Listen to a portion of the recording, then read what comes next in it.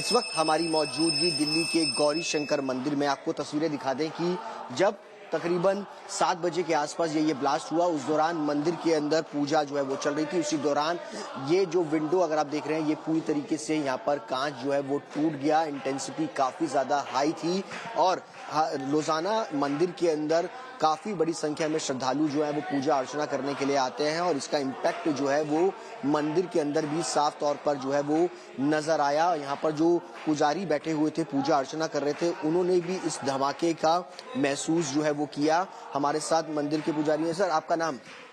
ओम प्रकाश जी, कल जिस वक्त ये धमाका हुआ उस वक्त आप यही मौजूद थे? यही मौजूद थे। क्या हुआ था? क्या अचानक धमाका हुआ है। ये जोर की आवाज हुई, एकदम जैसे चौंक गए हम लोग बैठे हुए। इससे पहले कभी आपने ये आवाज सुनी? नहीं, कभी नहीं सुनी ऐसी आवाज कभी नहीं सुनी। जब ये धमाका हो उस वक्त लोग भी यहाँ पर मौजूद रहे होंगे पूजा कर? बहुत कम, पब्लिक ज्यादा नहीं थी उस समय। क्या ये जो कांच टूटा है या उसी का इम्पैक्ट? उसी का इम्पैक्ट है, उसी वजह से टूटा हुआ है। यही नहीं, मंदिर के सिर्फ इस हिस्से पर ही इसका इम्पैक्ट नजर नहीं आया, लेकिन मंदिर के कई और हिस्सों में भी इसका इम्पैक्ट जो है वो देखने को मिला है। मंदिर के अंदर जो तमाम पुजारी और बैठे हुए थे, उन्होंने इसका इम्पैक्ट, इनकी इंटेंसिटी इतनी जबरदस्त थी कि वो अपनी कुर्सियों से जो है उठ गए कि आखिरकार ये हुआ तो हुआ कैसे। हमारे साथ मंदिर के पुजारी भी है और ये बता रहे थे कि किस तरीके से दोनों विंडो जो है वो, उनके जो लॉक्स थे वो ओपन उठ गए। क्या हुआ था? बहुत बड़ा आवाज आई थी, ब्लास्ट हुआ बहुत जोर से। एक कभी जीवन में ना सुनने वाली आवाज, उसकी फोर्स बहुत तगड़ी थी। दोनों खिड़कियां मेरी खुल गई, उस साइड की भी खिड़कियां खुल गई। ये देखा था बस।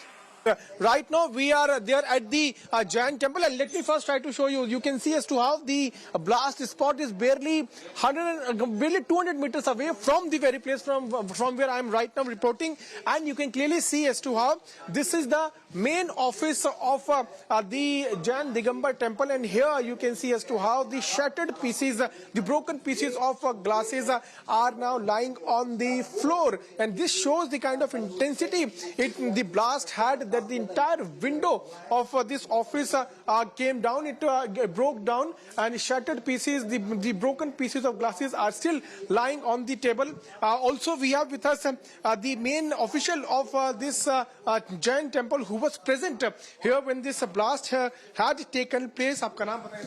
प्रदीप। प्रदीप जी, आप उस वक्त यहीं थे जब? हाँ, इसी टाइम मौजूद था, मैं ऑफिस में ही मौजूद था। तो आप बच्चे कैसे? इतने सारे टुकड़े यहाँ पर देख रहे हैं, ग्लासेस क्या? इस वाली चेयर पर बैठा हुआ था, तो यहाँ मेरी भी टेबल पे कांच के टुकड़े आए हुए थे। वो तो भी आए हुए हैं? हाँ, आए हुए थे, मैंने तो हटा दिए। कुछ देखो, अभी भी एक हाथ पड़े हुए हैं। पूरे कांच के टुकड़े सब टूट के कांच नीचे? विंडो पूरा, मतलब इतने प्रेशर से फटा है कि ये पूरे में कांच ही कांच हो गया था। तो मेरा दिमाग गया कि हो सकता है मेरे कमरे में गैस बन गई हो, उसकी वजह से ये फटा है शीशा। लेकिन मेरी नजर जब बाहर गई तो बाहर बहुत तेज भगदड़ मच रही थी, बहुत शोर हो रहा था। तो मैंने लोगों से पूछा क्या हुआ, तो उन्होंने बोला कि किसी ई रिक्शे में आग लग गई है, कोई बोला कि सीएनजी कार में आग लगी हुई है, कोई बोला बैटरी रिक्शे की बैटरी फट गई है। तो मैंने भी, क्योंकि बहुत प्रेशर था उस समय, बहुत ज्यादा भीड़, लोग घबराए हुए थे, किसी का कोई दिमाग काम ही नहीं कर रहा था क्या हुआ और मैं क्या करूं। तो जब मैं बाहर निकला तो मैंने देखा सामने आप जो रोड देख रहे हो, इस पे भी मानव अंग पड़े हुए थे, चिथड़े जो बॉडियां फट गई थी, तो उनके अंग जो उड़ के आए थे वो यहाँ आए हैं, गौरी शंकर मंदिर तक गए हुए हैं। तो मैं जब काफी परेशान हो गया, इधर पुलिस का भी दबाव बढ़ा, तो मैं अपना ऑफिस बंद करके मैं लाल मंदिर में चला गया। When the blast happened yesterday at 6:52 p.m., the I-20 car was parked right at Red Fort parking for at least 3 hours. What we are now learning is that the car entered here at this parking lot area at around 3:18 p.m. and was here parked for at least 3 hours. And first, let me try to show you the visuals of this entry point. This is the Red Fort entry point, which has now been completely barricaded. Senior police officials are now on the spot and the investigations are now underway.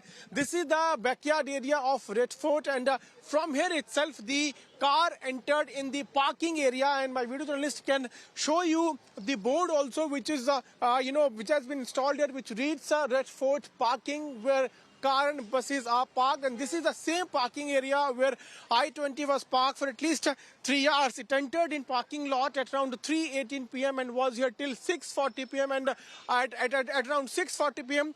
the car owner took out the car from parking area, and then the car was driven around the Red Fort area, and then it reached there at the Red Fort red light, which is right in front of entry gate of Chandni Chowk. And then when the car was seen stopped there at the red light of the Red Fort, there at 6:52 p.m. the blast took place. But the point here is that how explosives were taken inside Delhi. All these things are now being investigated by the senior police officials. The route is also being mapped, that the car which entered from Badrapur and went to the outer ring road and then inner ring road, and then after that it reached here at the ITO area, and then from ITO it reached in the parking area of Red Fort. So all angles are now being investigated by the senior Delhi police officials. With video journalist Ankit Singh, I'm Piyush Mishra in Delhi for India Today.